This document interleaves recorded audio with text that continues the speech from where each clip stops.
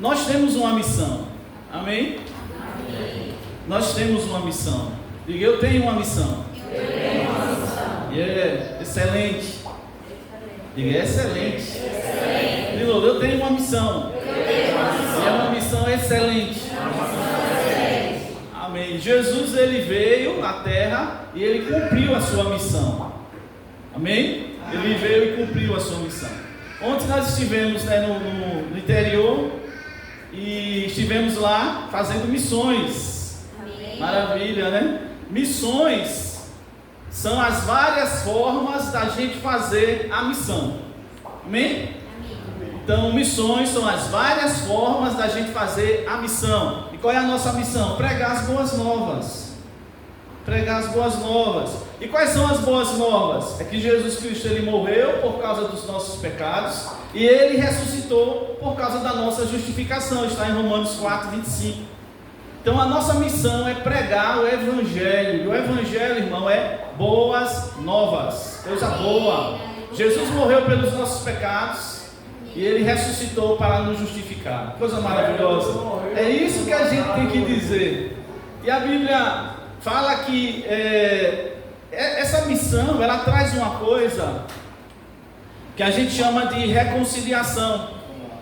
Então repare, a nossa missão é pregar o Evangelho. O Evangelho é as boas novas. As boas novas é que Cristo morreu pelos nossos pecados e ele ressuscitou para nos justificar. E quando a gente crê nisso, acontece algo com a gente que é uma reconciliação.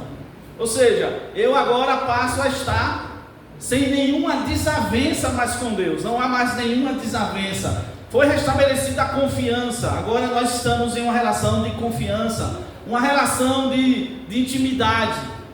Então essa é a nossa missão. Eu quero ler um texto aqui, se você quiser acompanhar, ele é grande, eu coloquei aqui, 2 Coríntios 5, de 14 a 21, diz assim a palavra do Senhor: pois o amor de Cristo nos constrange, julgando nós isto: um morreu por todos, logo todos morreram. Ele morreu por todos, para que os que vivem não vivam mais para si mesmos, mas para aquele que por eles morreu e ressuscitou. Assim que nós daqui por diante a ninguém conhecemos segundo a carne, e se antes conhecemos Cristo segundo a carne, já agora não o conhecemos deste modo. E assim, se alguém está em Cristo, é nova criatura, as coisas antigas já passaram, eis que tudo se fizeram novas. Ora, tudo provém de Deus, que nos reconciliou consigo mesmo por meio de Cristo e nos deu o ministério da reconciliação, a saber, que Deus estava em Cristo, reconciliando consigo o mundo, não imputando aos homens as suas transgressões, e nos confiou a palavra da reconciliação, de sorte que somos embaixadores em nome de Cristo, como se Deus possa exortar-se por nosso intermédio. Em nome de Cristo, pois, rogamos que vos reconcilieis com Deus. Aquele que não conheceu o pecado, ele o fez pecado por nós, para que nele fôssemos feitos justiça de Deus. Esse texto é lindo, eu não vou pregar nele. Eu queria que você abrisse a palavra. Eu vou pregar em 1 Coríntios, capítulo 15, do versículo 1 a 4. Mas eu queria deixar isso aqui como uma introdução, de que nós temos uma missão, irmão. E é uma missão gloriosa, uma missão excelente. Qual é a missão? É a gente fazer com que as pessoas estejam em paz com Deus. Através de Cristo Jesus, a ira de Deus já foi derramada. Deus não tem mais a ira contra o homem. Deus quer salvar o homem. Deus quer dar uma vida diferente para o homem. E a gente tem que dizer isso, que Cristo morreu para isso. E em 1 Coríntios 15, de 1 a 4, eu vou meditar aqui com vocês sobre algumas características dessa nossa missão, essa maravilhosa missão de pregar o Evangelho. 1 Coríntios 15, de 1 a 4, diz assim, irmãos: irmãos, venho lembrar-vos o Evangelho que vos anunciei, o qual recebestes e no qual ainda perseverais. Por ele, pelo Evangelho, também sois salvos, se retiverdes a palavra tal como vos-la preguei, a menos que tenhais crido em vão. Antes de tudo, eu vos entreguei o que também recebi, que Cristo morreu pelos nossos pecados, segundo as Escrituras, e que foi sepultado e ressuscitou ao terceiro dia, segundo as Escrituras. Amém? Amém. Então eu quero falar algumas características da nossa missão. A primeira característica da nossa missão, irmão, é levar as pessoas a um relacionamento pessoal com Jesus Cristo. O verso 3 e 4 diz que Jesus Cristo ele morreu, mas ele ressuscitou, ou está vivo. Amém. Então repare, a nossa mensagem não é uma mensagem para alguém simplesmente fazer parte de uma religião. Nós estamos pregando uma mensagem para que as pessoas entrem em um relacionamento pessoal com Jesus. Amém. E é claro, se nós não temos esse relacionamento pessoal com Jesus, fica difícil dizer para as pessoas terem um relacionamento pessoal com Jesus. Então o cristianismo, irmão, é essa mensagem que leva o homem a se relacionar com Deus. Eu queria pensar assim com vocês: Jesus ele não pode ser um apêndice. Jesus ele não pode ser um enfeite. Jesus ele não pode ser um acessório. Jesus ele não pode ser como se, sei lá, eu tivesse aqui com uma bolsa, ou esse paletó eu posso tirar ele, né? Ele é um acessório, eu posso ficar só com a camisa. Então, Jesus ele não é um acessório, Jesus ele é necessário. Amém. Jesus ele é necessário. Viver com Jesus em intimidade é algo que a gente não pode abrir mão. Amém. Então a religião ou a mensagem, a nossa missão é mostrar às pessoas que elas podem hoje ter um relacionamento pessoal com Jesus Cristo. É o que a gente chama que o nosso evangelho é o evangelho da pessoa de Jesus Cristo.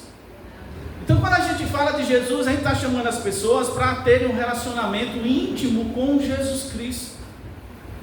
Por quê? O texto diz que ele morreu, mas ele ressuscitou. Nós não estamos pregando uma lenda. Eu estava conversando com o Eli, lá no interior, e eu estava dizendo: Eli, Jesus ele é magnífico. Jesus ele é a pessoa mais linda que existiu nesse mundo. Jesus ele era clássico, né? Ele sabia entrar e sair. Ele causava ele causava emoções diversas nas pessoas, né? As pessoas olhavam para Jesus e Jesus tinha um jeito de ser especial. E é esse evangelho que a gente tem que pregar, um evangelho que diz: olha, eu não estou falando de simplesmente um monte de doutrina, de dogmas, né? Eu não estou falando de uma religião, eu estou falando de uma pessoa. A nossa salvação é uma pessoa, e essa pessoa é Jesus Cristo. Então, é uma característica da nossa missão é falar que eu estou chamando você, eu estou querendo que você se reconcilie com alguém. Esse alguém maravilhoso, conselheiro, forte, Pai eterno, príncipe da paz. Eu estou querendo chamar você para ter um relacionamento com a pessoa mais espetacular que existe no universo, que é Jesus Cristo de Nazaré. Aleluia. A gente tem que botar isso na cabeça, irmão. A gente não está pregando só doutrinas, né? A gente não está pregando um monte de regras. A gente não está trazendo mais uma novidade para a terra. Jesus Cristo ele é necessário. Ele é essencial. E a gente tem que, nós mesmos que estamos aqui nessa noite, entender isso. Eu vou repetir: eu preciso estreitar o meu relacionamento com Jesus. João ele dizia: eu toquei nele, né? Eu abracei ele, eu cheirei ele, eu me deitei no peito dele. Ou seja, eu tinha um relacionamento tão íntimo com ele. E eu estou dizendo para vocês, para que vocês tenham também esse relacionamento com ele. Essa é a nossa missão, irmãos. É uma das características da nossa missão. A segunda característica da nossa missão é levar as pessoas a vivenciarem o amor de Deus. O texto diz no versículo 3, né? Que ele morreu pelos nossos pecados, ou em outras palavras, ele morreu por mim. Aleluia. Por que Deus morreu por mim, pecador? Por que Deus morreu por você, pecador, pecadora? Por que Deus quis pagar o preço por você e por mim? Sabe por quê? Porque Ele ama a gente. Aquele texto tradicional, João 3,16, é porque Deus amou o mundo. E Deus prova o seu amor para conosco em que Cristo morreu por nós, sendo nós ainda pecadores. Então, uma outra característica da nossa missão é levar as pessoas a vivenciarem o amor, é o evangelho do amor de Deus. A nossa mensagem é a mensagem de amor. do amor de Deus. Nós estamos chamando as pessoas para se relacionarem com esse Jesus e se relacionarem num relacionamento de amor. Jesus chamou a gente para viver com Ele em um relacionamento de amor. E o que é um relacionamento de amor? O que é um relacionamento de amor, amados? É um relacionamento distante? É um relacionamento sem expressividade? Não. É um relacionamento que os olhos brilham. Às vezes a gente vê isso, né, nos filmes, às vezes até na vida real mesmo. Quando você está com alguém que você ama, os olhos brilham, você se denuncia, né? O seu corpo denuncia você, às vezes você fica nervoso, denuncia. E o relacionamento com Deus é um relacionamento de amor, e a gente tem que ser denunciado. As pessoas têm que, quando conversar com a gente, entenderem que você tem um amor maior, e esse amor maior se chama Jesus. O Evangelho é o Evangelho do amor. A gente estudou aqui terça-feira, no estudo de doutrina sobre discipulado, né? E Jesus mesmo falou: se você amar alguém, quem quer que seja, mais do que a mim, você não me merece. E outro texto ele diz: se você amar qualquer pessoa mais do que a mim, até a sua própria vida, você não pode ser meu discípulo.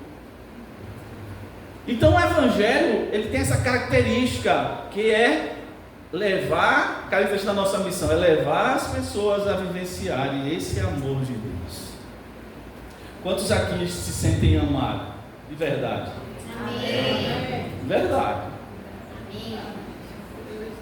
Se você está aqui, você é uma pessoa que não se sente amado, eu quero dizer hoje à noite, eu quero ter uma pessoa que ama você com um amor incomparável.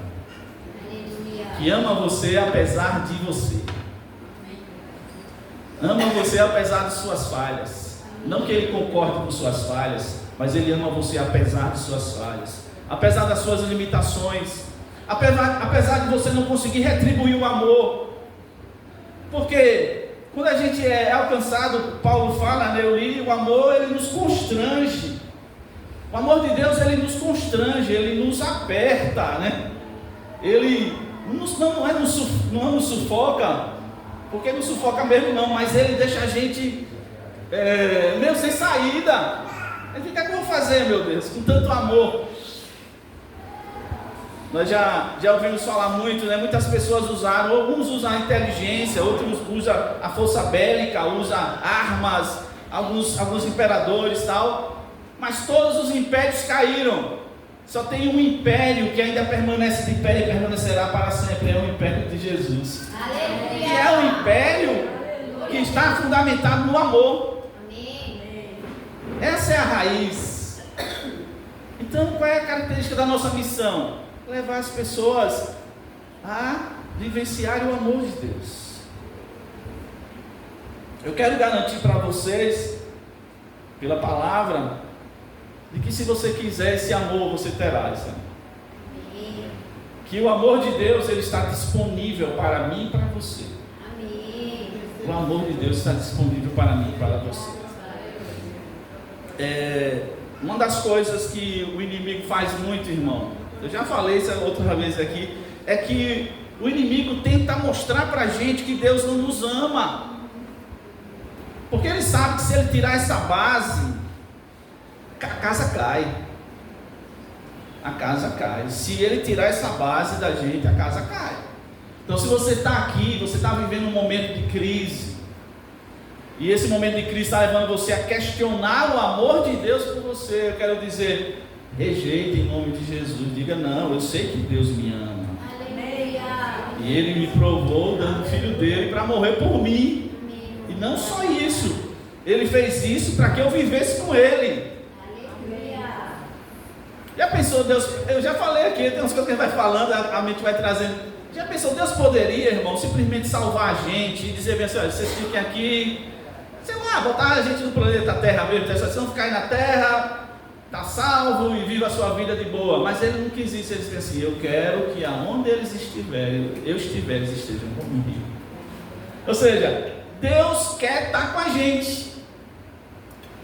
A mensagem da Bíblia mostra um Deus que é chamado de Emanuel. Eu gosto desse nome. Olha, você foi bem-aventurado, rapaz. Esqueça. Você foi bem-aventurado. Porque esse nome é lindo, esse nome. O nome também, né? Rapaz, esse nome que refere-se a Jesus Cristo, a Deus, o Deus conosco, Ele é simplesmente maravilhoso demais. Ou seja, Ele é comigo aqui na igreja, daqui a pouco encerra o culto, a gente vai para casa, Ele vai com a gente, chega lá na nossa casa, independente da nossa casa, se é luxuosa, se é uma casa, um casebrezinho, Ele está ali conosco. Se você tem uma cama, sei lá, uma cama magnética, ou você tem uma cama de esteira, Deus está ali com você. Aleluia. Talvez poucas pessoas queiram estar com você, mas Deus quer estar com você. Amém. Essa é a mensagem, essa é uma característica da mensagem. E a gente tem que dizer às pessoas: eu não estou só pregando uma religião, eu não estou só pregando uma verdade, eu estou pregando Jesus Cristo, eu estou pregando o amor de Deus por você. Essa é a nossa missão. Terceira característica, a gente precisa, através da nossa missão, levar as pessoas ao arrependimento. O texto diz, eu estou baseado no texto que eu li, diz que Ele morreu por causa dos nossos pecados. Então, eu tenho que levar as pessoas a entenderem isso. Aí, sabe por que Jesus morreu? Ele não morreu, sei lá, porque os homens pegaram Ele. Não foi Roma, não foi os judeus, os sacerdotes, tal, que mataram Jesus. Não foi. Eu gosto quando ele diz: se eu quisesse eu rogava, e Deus mandava um monte de anjo e acabava com esse negócio. Ele se deu, mas ele se deu por uma razão bem clara. Ele morreu por nossos pecados. E eu preciso entender isso. Nenhum de nós aqui, irmãos, é bom o suficiente. Nenhum de nós aqui é bom o suficiente. Você pode ser até bonzinho. Eu posso ser bonzinho, mas bom, suficientemente, bom mesmo, só tem um, que é o Senhor. Amém. Nenhum de nós aqui pode levantar a voz e o peito e dizer bem assim: eu nunca fiz nada errado. Não existe ninguém que pisou nessa terra que pode ter essa ousadia de dizer: eu nunca fiz nada errado. Se isso é verdade, e é verdade, irmãos, a gente tem que levar as pessoas a entenderem isso e levarem elas a se arrependerem dos seus pecados. Deus quer que você se arrependa dos seus pecados. Sempre que eles vierem, se arrependa. E essa mensagem, ou seja, a mensagem, a característica da nossa missão não é dizer: Deus ama você, fique como você quiser. Deus ama você, pode ficar pecando, Deus mesmo assim vai dar um jeito para você. Não, não é não. É o seguinte: você errou, confesse os seus pecados, se arrepende e confesse os seus pecados, e deixe-os. E se eu cometer de novo? É o mesmo processo. Confesse seus pecados, se arrependa e deixe-os. E se eu errar de novo? Confesse seus pecados, se arrependa e deixe-os. E se eu errar de novo? Confesse seus pecados, se arrependa e deixe-os. E se eu errar de novo? Confesse seus pecados, se arrependa e deixe-os. Vença pelo cansaço. Amém. Amém. Mas o Evangelho do Senhor é o Evangelho do arrependimento. Jesus veio falando disso. João Batista veio. O machado já está na raiz da árvore. Arrependei-vos, pois, e convertei-vos. Arrependei-vos, porque é chegado o reino do Senhor. Então também não é um evangelho mamão com açúcar. É um evangelho de uma graça incomensurável, mas é algo sério. O evangelho de Jesus Cristo é sério. Não é um evangelho barato. Eu até vou pregar depois aqui, irmão, sobre essa questão do valor do sacrifício de Jesus. Porque estudando esses dias, um curso que eu faço, aí o rapaz estava falando uma coisa que eu fiquei meditando. Ele disse, em outras palavras, ele disse assim: as pessoas só dão valor às coisas que são muito caras.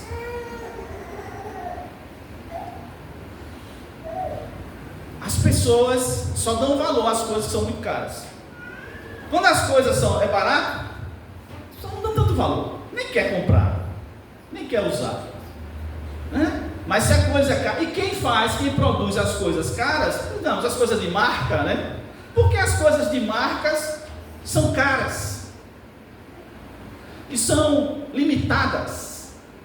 Você já ouviu falar de um negócio chamado personalização? O que é isso? Personalização é você ter uma coisa quase que exclusiva. O cara vai lançar, sei lá, um paletó, aí ele faz 10 paletós para o mundo todo. Pense o valor do paletó que só 10 pessoas do mundo vai usar. Às vezes é um paletó tá com o outro, né? Com dois negócios aqui, duas mangas, tá a mesma coisa quase. Só que ele tem essa característica, ele é especial. Ok? Ele é especial, esse paletó é especial. Só tem 10 no mundo.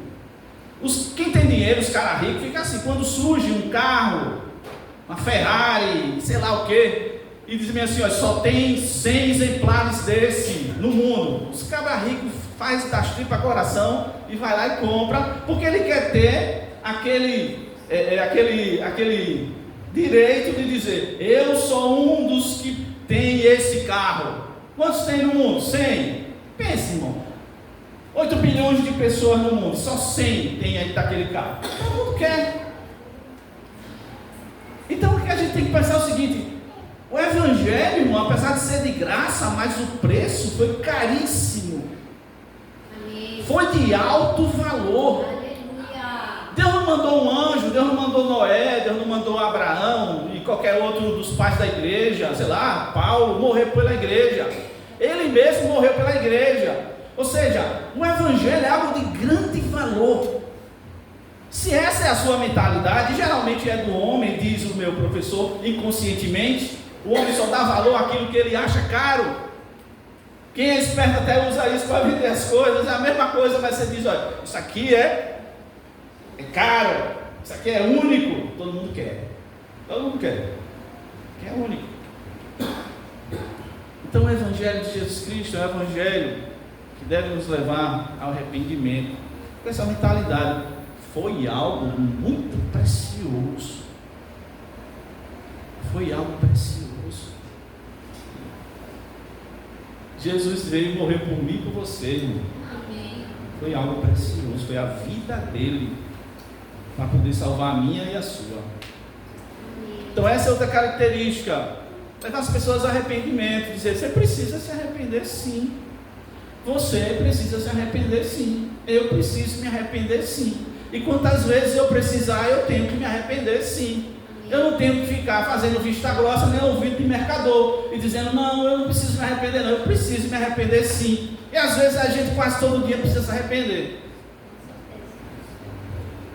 Se você entende isso, se você vive isso, você vai poder pregar isso. Mas se você acha que você nem precisa nem mais se arrepender dos seus pecados, não tem mais nada para você confessar, você quando for falar para os outros, você não vai passar a verdade. Se você chegar para alguém e dizer assim, eu estou pregando um evangelho do amor, mas é um evangelho que conserta você, que quer que você mude de vida, como mudou a minha, e quer que você se arrependa dos seus pecados. Mas se você não se arrepende dos seus pecados, como é que as pessoas vão se arrepender dos pecados dela? Então essa é a terceira característica. A quarta característica, ou seja, é o evangelho do arrependimento, né? A quarta característica é que a gente tem que levar as pessoas à fé. É o evangelho da fé. Diz assim a palavra do Senhor em Efésios 2, 8 e 9: porque pela graça sois salvos mediante a fé. Isso não vem de vós, é um dom de Deus, não de obras, para que ninguém se glorie. Romanos 1,16: pois não me envergonho do evangelho, porque o evangelho é poder de Deus para a salvação de todo aquele que crê, primeiro do judeu e também do grego. Nós precisamos levar as pessoas à fé. É o evangelho da fé. É o evangelho, né, do que Paulo fala em Romanos, né? Ou em 1 Coríntios capítulo 15. Eu vou ler aqui novamente. 1 Coríntios 15.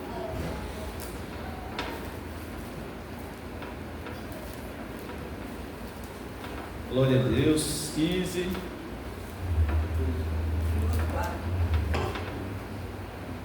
Coríntios 15, versículo de 1 a 4, né? Eu quero ler o versículo 2, ele diz assim: pelo que também vós sois salvos, se o retiverdes tal como eu vos entreguei, anunciando, se não é que creste em vão.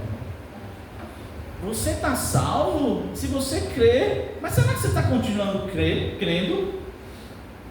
O Evangelho é o Evangelho da fé,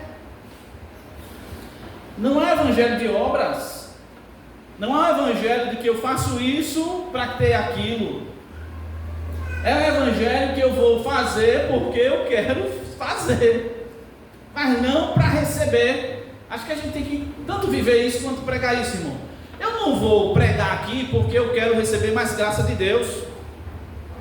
Eu não vou simplesmente estar orando mais porque eu quero receber mais coisas de Deus. As coisas de Deus são consequências. A Bíblia diz que a bênção acompanha aqueles que creem. A gente na verdade só precisa crer. Então somente creia. E o Evangelho que a gente prega, uma característica do Evangelho da fé: eu vou ser salvo. Diga, eu vou ser salvo. Eu vou ser salvo. Por causa da fé em Cristo. Amém. Aleluia. Você não vai ser salvo porque você veio hoje para a igreja. Tem gente que diz assim: não, domingo eu vou para a igreja, né? Fica crente, que a gente chama domingueiro. Não, você não vai ser salvo porque você veio para a igreja hoje.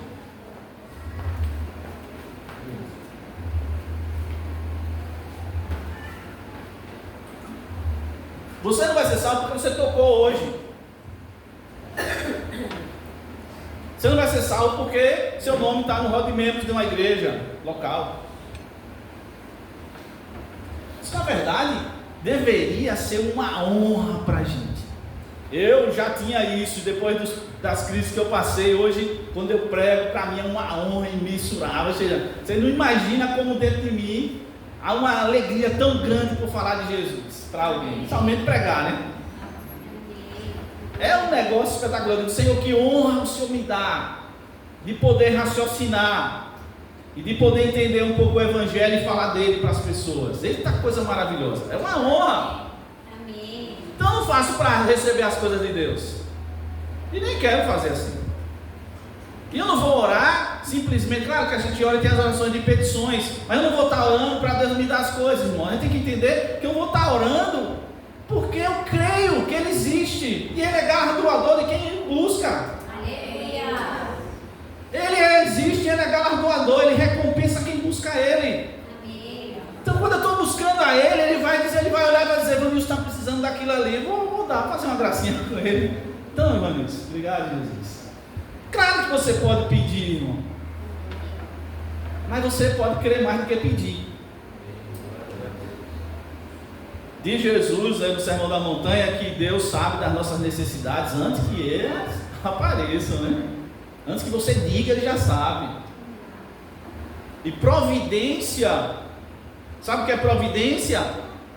É Deus mandar as coisas para você antes que você tenha necessidade das coisas. Como é que eu vou assimilar um negócio desse? Pela fé. Pela fé. Por quê? Porque a nossa vida, eu falo a nossa vida no geral, é uma vida mais de barganha. O que é barganha? É de negócio. A gente vive uma vida de negócio. Isso faz parte da vida, irmão. Mas com Deus, a gente tem que ter um cuidado com esse negócio. Eu não estou servindo a Deus por um negócio. Eu não fiz um negócio com Deus, eu fiz uma aliança com Ele. Aleluia. Eu não dou meu dízimo, dou uma oferta simplesmente porque eu quero ganhar 100 vezes mais. Eu dou porque eu entendo que já foi Ele que deu e a gente devolve. Amém. E Ele, por ser fiel, Ele sempre dá mais do que o que a gente merece. Amém. Essa é a verdade. Claro, irmão, não estou negando, e a parte do foco da mensagem, né, de que você não tem que fazer as obras e tal. Mas o que você e eu nós temos que fazer é crer. O Evangelho é um Evangelho de fé.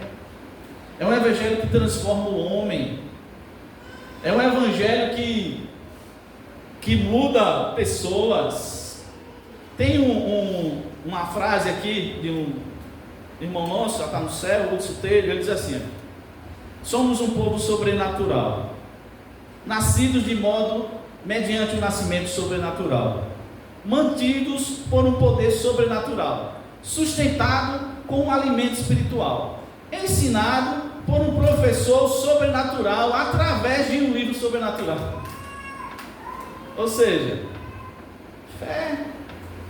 A Bíblia é a palavra de Deus. Eu creio. Deus está conosco. Eu creio. Jesus voltará. Eu creio. Amém. Aleluia. Jesus quer salvar a gente. Creio. Muito mais do que evidências racionais, lógicas, a fé. Que Jesus vai exigir na volta dele, sabe o que é, irmão? Ele falou isso. Ele disse assim: quando o Filho do Homem vier, porventura achará fé na terra? Quando o Filho do Homem voltar, quando Jesus vier, ele vai achar fé na terra? Então, outra característica da nossa missão, então, é levar as pessoas à fé. Viver pela fé. Viver pela fé não quer dizer que você não vai trabalhar, mas você vai crer que vai trabalhar, já é até fé, né? Entre aspas. Mas que você vai ter o necessário para sobreviver.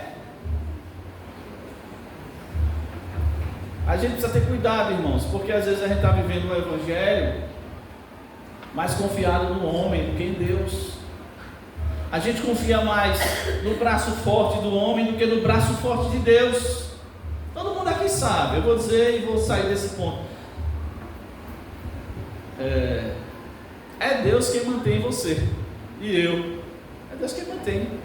Eu gosto de lembrar sempre de Atos, quando dizem assim que eu só respiro porque Ele deixa, eu só me movo porque Ele deixa. Isso é verdade. Às vezes na minha cabeça, isso é coisa minha, né? Na minha cabeça eu estou pensando, às vezes a gente diz assim: não, isso aqui, eu posso fazer. Então para que eu vou pedir a Deus? Na minha cabeça eu penso diferente. Eu digo assim: isso aqui eu posso fazer, mas mesmo assim eu quero que Ele esteja comigo fazendo. Porque eu entendo que se Deus não for por nós, a gente não vai aguentar. É fé.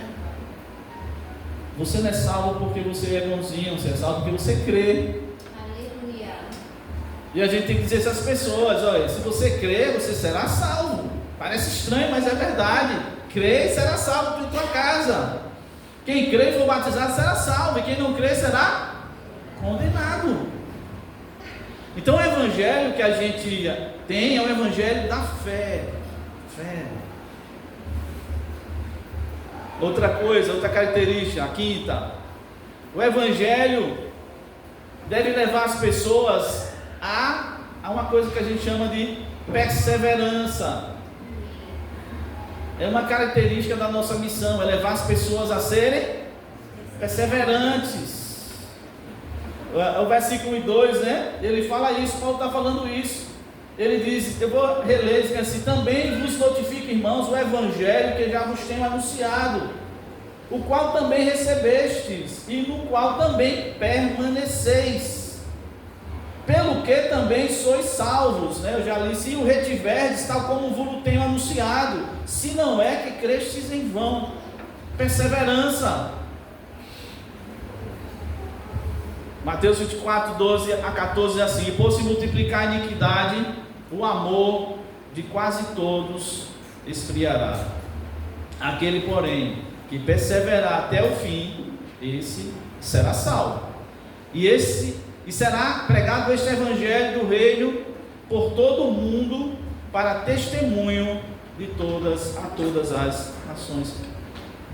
Levar as pessoas a perseverar. Por que a gente desiste tão fácil das coisas de Deus? Por quê? Por que será que às vezes a gente desiste das coisas de Deus tão fácil? Deus chega para nós e dá uma ideia, dá uma missão, dá um ministério. E aí quando começa a vir os problemas, a gente desiste. Às vezes a gente confunde que a minha fé me isenta da minha perseverança. E na verdade não, a minha fé me faz perseverar. Porque creio, permaneço. Porque eu creio nisso, eu permaneço. Eu persevero, eu não desisto.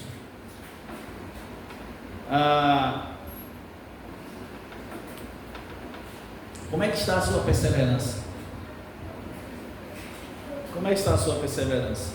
Né? Até onde ela está? Qual é a extensão dela? É o evangelho da perseverança. É uma característica que a gente tem que passar para as pessoas. Olha, você tem que continuar, mano. Você tem que perseverar. Você não pode desistir, não. Não é. A gente pode dizer, não é nem a opção desistir. Você não tem a opção de desistir. Se você é de Deus, você não tem nem a opção de desistir. Você não pode desistir. O evangelho que Deus fez para você, a obra que Ele fez para você, é um evangelho que você não pode desistir. Você não pode desistir. Diga ao seu irmão, você não pode desistir, irmão.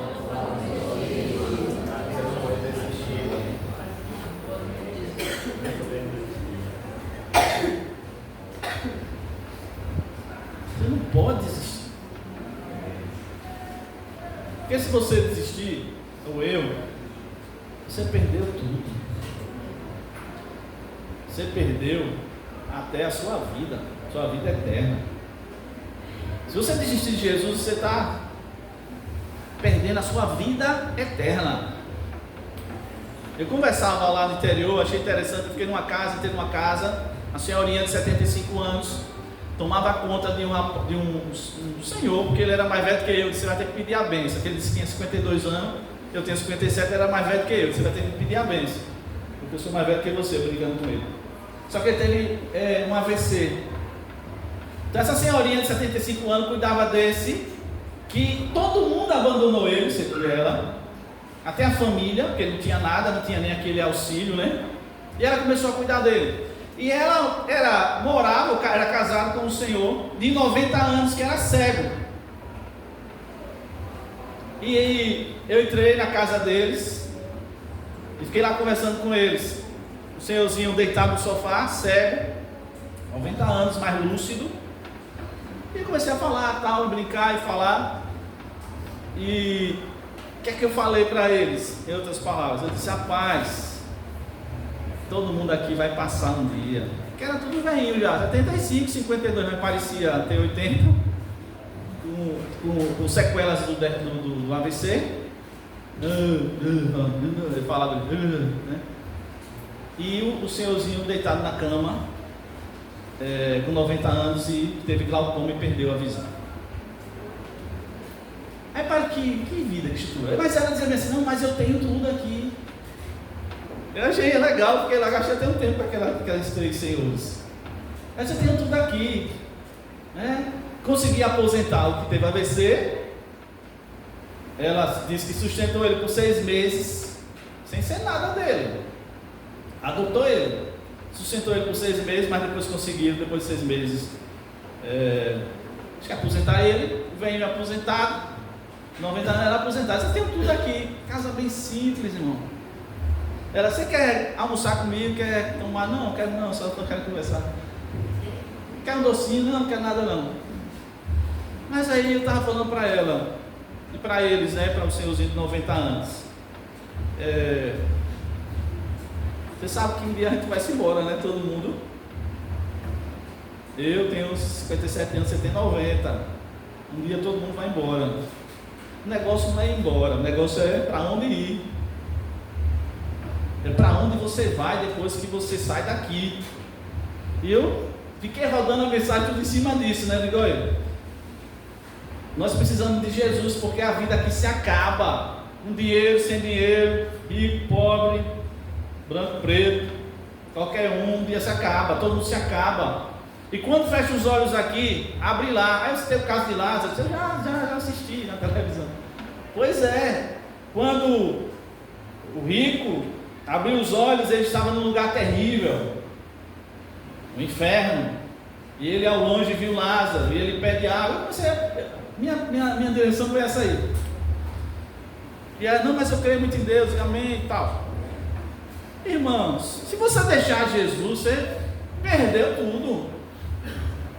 Você já trabalhou em alguma coisa, você se dedicou muito, quando você pensou, agora eu consegui, o negócio de irmão está todo, muito demais, né? Sei lá, você tem um trabalho, você vai, você monta, você arquiteta, faz aquela coisa toda, tudo arrumadinho, quando você bota para funcionar e não presta, você diz, tá coisa ruim, você construir e não usufruir.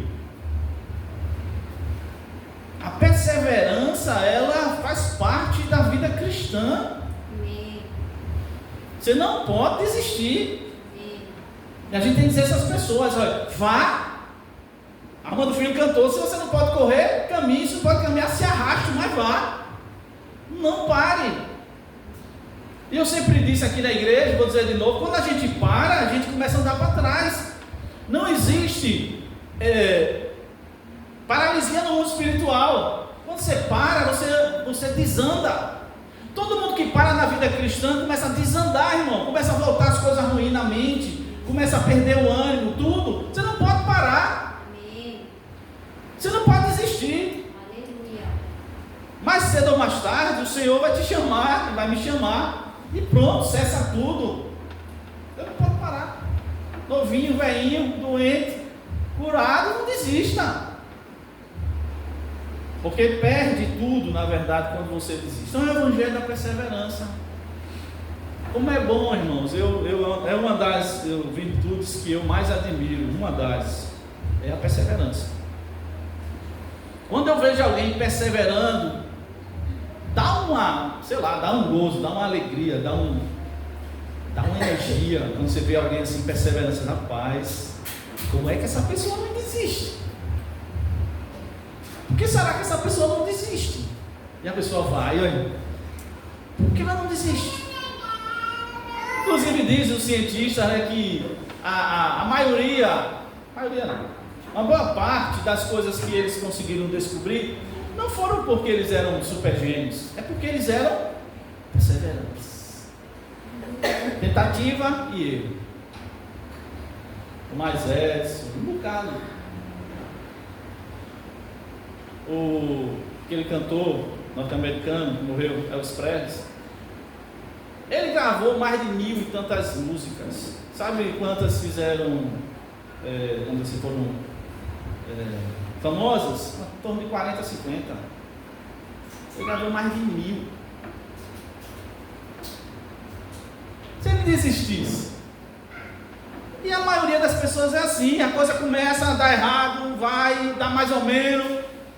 Mas ele não vou desistir não. Deus me botou nesse caminho, eu não vou desistir não. Deus quer isso comigo, eu não vou desistir não. Daqui a pouco começa a ajustar, aí uma coisa ajusta a outra. Mas qual é a ação do maligno? Pare, desista. Só que a nossa mensagem é não desista. Aleluia. Jesus lhe chamou, ele fez um guerreiro, né? Jesus lhe chamou, ele fez um batalhador. Vamos lá. E a sua força é em Deus. Não desista. A sexta característica da nossa missão é levar as pessoas a entender uma coisa que ninguém gosta de entender: sofrimento. O texto fala que, no versículo 3, né? Eu vos entreguei o que também recebi, que Cristo morreu pelos nossos pecados. Jesus, ele não fingiu que morreu. Jesus, ele não fingiu que doeu. 3 vezes na Bíblia fala de Jesus chorando. 3. Todas as 3 vezes foram momentos muito difíceis para Jesus. O primeiro momento que ele chorou, Hebreus fala isso, no Getsemane, um forte clamor e lágrimas. Hebreus fala, é como se Jesus estivesse ali suplicando ao Pai. Não foi só aquela coisa: Pai, dá para passar de mim esse palho? Não, Pai, beleza, Pai, legal, manda ver, vamos lá para a cruz. Hebreus fala que ele clamou, ele chorou, súplicas e lágrimas. Hebreus fala, Jesus chorou muito no Getsemane. Ele sofreu pra caramba. Outra vez que Jesus chorou é quando vão levando ele para o Calvário. É de outro caso, né? Mas a gente fala, não estou na ordem. E no Calvário ele olha e ele vê as filhas de Sião, de Jerusalém, Jerusalém, Jerusalém. Ele chorou. Quantas vezes eu quis acolher vocês e vocês não quiseram? Se fizeram isso comigo, o que vão fazer com vocês? E sem ser, digamos assim, categórico, né? O que o povo de Israel sofreu desde sempre e ainda hoje sofre. Hoje sofre um pouco menos agora. Não está para se contar. Né? Sofreu demais. A prova foi, né, na época do nazismo. É algo simplesmente inimaginável. Você pensar os homens comendo água e um pedaço de pão. E os caras pegando o corpo dele para fazer experiência científica, fazendo um sabão e tantas coisas mais.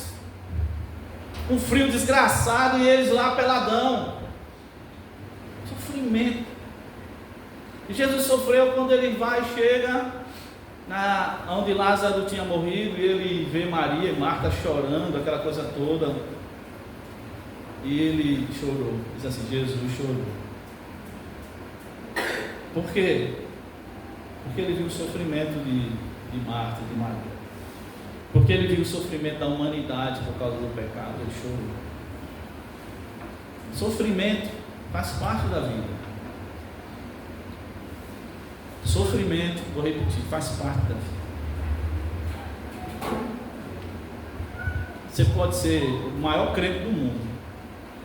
Você é o supra-sumo do cristianismo. Você é o cara, você é a mulher maravilha do cristianismo. Uma fé que arrebenta a boca do balão. Você vai sofrer. A gente não pode isentar o evangelho do sofrimento, irmão. Nós não podemos tirar esse ingrediente. Ele não é o único e nem é o final, porque o final é glória, né? Mas existe o sofrimento. Se você não quer sofrer nem nadazinho, deixe Jesus. E pior, vai sofrer mais ainda, né? Mas se você acha que você está sofrendo por ser cristão, deixe Jesus. Mas eu vou lhe dizer isso é uma boa nova, que dói. Todos nós sofremos e sofreremos, enquanto aqui na terra. A gente não pode tirar esse ingrediente do evangelho. E é o que às vezes alguns lugares fazem. Não fala nada de sofrimento. Não fala nada de sofrimento. Ninguém, como não sofre, irmão? A gente sofre, para nascer sofre. É traumático nascer. E para morrer a gente sofre. O problema de morrer não é morrer, é a dor de morrer. Por isso que alguns dizem assim: eu quero morrer dormindo, para quando eu acordar, já estou morto. Mas na verdade o problema não é a morte. Para quem é de Deus, a morte não é problema. O problema é a dor de morrer, né? É a dor de morrer. É aquele negócio quando você dá o último suspiro. E geralmente vem acometido de algumas coisas que mexem com o nosso corpo, com a nossa mente. Mas é um ingrediente para o evangelho. Se a gente tirar isso, irmão, sabe o que acontece? Eu até já falei aqui, os irmãos que aceitam Jesus, quando começam a caminhar a vida cristã, aí começa a vir os espinhos, começa a crescer espinhos, começa o sol bater, aí a pessoa diz: mas eu pensei que ser crente não ia ter mais nem dor de dente, nem o ouvido ia doer nunca mais, eu não iria nem ser queimado pelos raios fortes do sol. Aí deixa Jesus. Então, amados, a gente tem que levar as pessoas a entenderem isso, entender o sofrimento. Diz assim a palavra do Senhor, já estou indo para a última característica. 2 Coríntios 4, 17 a 18 diz assim: porque a nossa leve e momentânea tribulação produz para nós eterno peso de glória, acima de toda comparação, não atentando nós nas coisas que se veem, mas nas que não se veem, porque as coisas que se veem são temporais, e as coisas que não se veem, elas são eternas. Amém. Nossa leve e momentânea tribulação. Timóteo 3:2, 2 Timóteo, Paulo diz assim a Timóteo: ora, todos quantos querem viver piedosamente em Cristo serão perseguidos. Entendi. Agora, eu falei recentemente que a diferença entre o sofrimento aqui na terra e a glória, eu não sei quem ouviu. Sabe qual é, irmão? Quando eu falei isso, eu disse: rapaz, eu acho que é isso aí, ou é mais ou menos isso. Quem aqui já fez aquele exame que fura o dedo de glicemia? Quem já fez alguma vez? Eu já fiz. Acho que todo mundo já fez, né? Tem gente que faz isso constantemente quando está com problema de diabetes, né? É enjoadinho, não é não? Aquela dorzinha enjoada. Ei, João, é dorzinha enjoada. Mas aí você às vezes fura 1, 2, 10 vezes, 20 vezes, parece que você nem está sentindo mais. Um negócio, mas é aquela dorzinha enjoada. Deixa eu dizer a você, eu não estou dizendo que é assim não, mas eu imagino que é mais ou menos assim. O maior sofrimento aqui na terra, de quem quer que seja, é uma furadinha de glicemia, comparando com o que você vai ter de glória lá na terra, lá no céu. Vai ser tanta glória, tanta maravilha, tanto desfrute, tanta alegria, tanta celebração, que você, se é que isso a gente vai pensar, né? Vai dizer: rapaz, aquele sofri pra caramba lá na terra, mas é como se fosse uma furadinha de glicemia. Ou seja, é nada, irmão. É nada. Mas a furadinha tem. Mas dói. Dói. A furadinha tem e dói. Né? Essa furadinha tem. Você vai sempre levar uma furadinha no dedo aqui na terra. Seja de um jeito ou de outro. Coisa psicológica, biológica, problema na família, problema financeiro, tal. Alguma coisa vai ter que vai furar o seu dedo. Mas se você e eu nos perseverarmos, produz um peso eterno de glória muito excelente. Aleluia. Coisa que a gente não tem nem como comparar, irmão. Eu sei que tem pessoas que sofrem pra caramba aqui na terra. Dá uma dor. Eu já acompanhei pelo menos algumas. Principalmente a desgraça do câncer, né?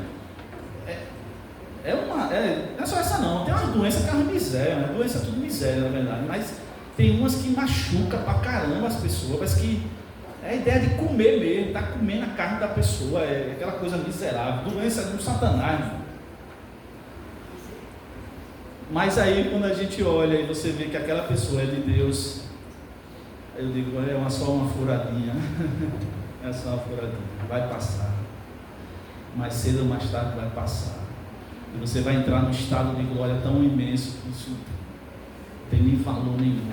Pense assim, irmãos. Quando você sofrer, pense assim: isso aqui é uma furadinha. Vai passar. Se não passar hoje, passa amanhã, passa daqui a 20 anos, 30 anos, mas vai passar, essa miséria vai passar, daqui a pouco ela passa. E ele diz, o escritor diz assim: por isso que eu não fico atentando nas coisas que se veem, porque as coisas que se veem é tudo passageira, mas as que não se veem, elas são eternas. Aleluia. Vou repetir para a gente ir para o último ponto, irmãos. Nós não podemos tirar esse ingrediente do Evangelho. Claro que há mensagens e mensagens, há momentos e momentos, mas o elemento do sofrimento a gente não pode tirar do Evangelho. Eu sei que não é uma mensagem que a gente gosta não, porque a gente gosta só de coisa boa, e não é ruim não. Mas se você tirar esse elemento do Evangelho, quando a pessoa passar, ela vai dizer: eu fui enganada, eu pensei que Jesus era isso, não era. Por que deixou isso na minha vida? Por que deixou meu filho descambar para um caminho que não devia? Meu Deus, que Deus é esse? Por que aconteceu isso com fulano de tal? Sei lá, minha mãe, meu pai. Por quê? Aquela pessoa tão boa e se deu tão mal.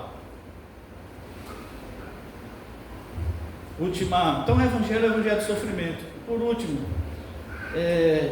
outra característica, né? É o versículo 4, onde ele fala que Jesus ele foi sepultado, mas ele ressuscitou ao terceiro dia, segundo a Escritura. A gente precisa levar as pessoas a entender que está ligado ao sofrimento. que o Evangelho é o Evangelho para a glória de Deus. O Evangelho é o Evangelho para a glória de Deus. Para a glória de Deus. Se doer, mas Deus for glorificado, pode dar um salto de alegria. Quando dói e a gente consegue entender o sofrimento, a gente pode dar, sabe, soltar arrojando, fogo. Porque o Evangelho, em último lugar, ele tem isso. Ele quer fazer com que Deus receba toda a glória. Eu já contei aqui uma vez corre Timon, uma senhora missionária, já velhinha, 70 e poucos anos parece. Ela ficou doente. Uma mulher de Deus, irmão. Depois pesquisa na internet. Ela foi visitada por um anjo. E o anjo perguntou para ela: corre. O pai lá de cima, Deus, né, mandou perguntar a você assim: você quer viver aqui ou você quer ir embora para o céu? Ela estava doente, estava no hospital. Você quer morrer? Você quer ir para a glória? O anjo visitou ela. Ela conta esse testemunho. O anjo visitou ela. Você quer ir para a glória ou você quer ficar na terra? Sabe o que aquela mulher disse, irmão?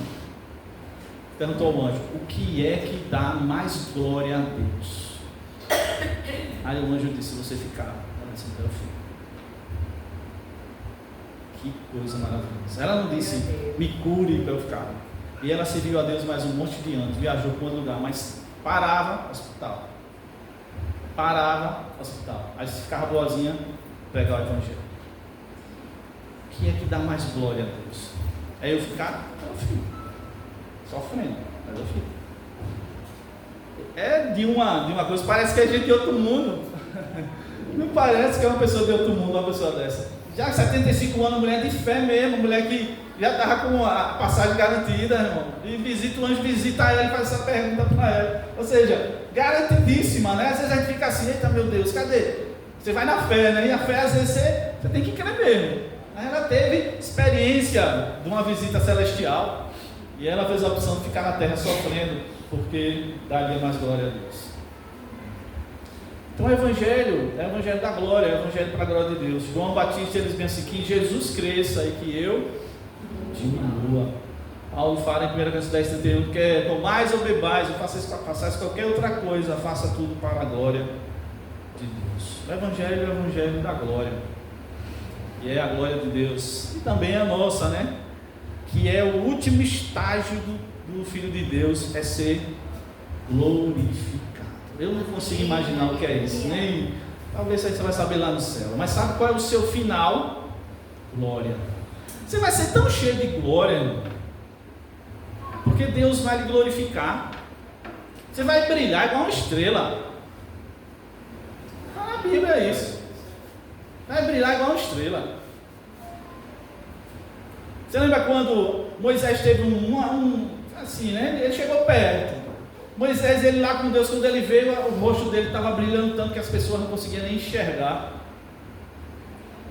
Não conseguiam enxergar. A glória de Deus, que parece que a glória agarrou na pele de Moisés. E as pessoas, quando olhavam a cara de Moisés, não conseguiam enxergar a glória de Deus que estava na cara de Moisés. O seu final é a glória, o meu final é a glória. É a glória do Pai ser glorificado com Cristo. É o final, o seu final é a glória, o seu final não é a derrota, o meu final não é miséria, o meu final não é desgraça, o meu final é glória. Quem serve a Jesus, quem está no Evangelho, está debaixo de uma promessa de Deus: eu vou te glorificar. É a última coisa que eu vou fazer na sua vida, a última coisa entre aspas, é a última coisa que eu vou fazer na sua vida, é te glorificar. E seremos como Ele é, como Jesus é. Mas que maravilha! Que maravilha! Então, amados, encerro dizendo: vamos voltar a viver essas coisas. Que coisas? Que eu acabei de dizer. O Evangelho pessoal, de relacionamento pessoal com Jesus, o Evangelho do amor, viver o amor, o Evangelho do arrependimento, o Evangelho da fé, o Evangelho da perseverança, o Evangelho do sofrimento e o Evangelho da glória. O Evangelho, ele transforma o homem transforma as estruturas e as estruturas transformam o mundo. Nós não vamos transformar o mundo transformando a política. Nós vamos transformar o mundo se nós nos transformarmos à imagem de Jesus. E aí eu vou transformar aquilo que está ao meu redor, a estrutura que eu tenho acesso, dessa estrutura ela pode influenciar as outras estruturas e transformar o mundo. Essa é a missão.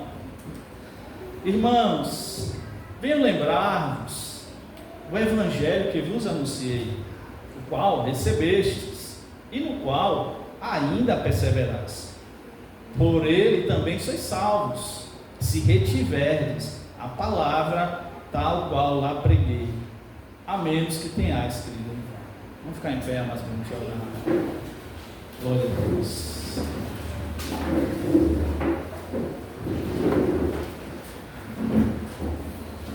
Glória a Deus. Glória a Deus. Ser cristão, irmão, ser servo do Senhor é a coisa mais espetacular que tem nessa terra. A Bíblia falou que se alguém lhe oferecer para ser primeiro-ministro em algum lugar, prefira ser filho de Deus. Se lhe oferecer para ser o presidente do Brasil, mas em troca disso você deixar Jesus dizer, eu prefiro ser servo de Jesus, eu preciso ser um servo que vai varrer a porta de Jesus lá. Se alguém lhe oferecer riquezas, bens, fama, saúde, e às vezes tem gente oferecendo aí, sabia? Você vai em determinado lugar e diz, eu vou lhe curar, vai lhe curar, e come a sua alma. O que a gente tem de mais precioso não é o corpo, é a alma. Claro que o corpo também é bem-vindo, deve ser cuidado, porque Deus quer tudo, né?